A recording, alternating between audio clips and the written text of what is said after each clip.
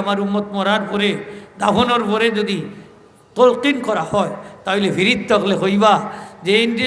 প্রশ্ন কইরা কিতা করতা কারণ তার আত্মীয় হইয়া দেলার উপর থাকি এই তো উনি উত্তর দেলাইবা আপনি কইবা ইয়া ফুলান আপনি ফুলান বাড়ি তানোর নাম তানোর বাবর নাম দইরা ডাক দিবা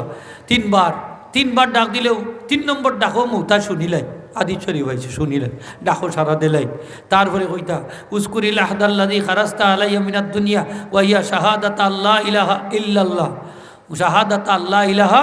ইল্লাল্লাহ ওয়া আন্না মুহাম্মাদার রাসূলুল্লাহ ওয়া ইন্নাকা রাদিতা বিল্লাহি রাব্বান ওয়া বিল ইসলামি দীনান ওয়া বি সাইয়্যিদিনা মুহাম্মাদিন তামা নাবিয়্যান ওয়া রাসূলা ওয়া বিল কুরআনি ইমামা। অতক্ষণ পর্যন্ত আপনি পড়বা, যখন এটা পড়ি লিবা তখন সেই ব্যক্তি যেটা শুনিয়া উত্তর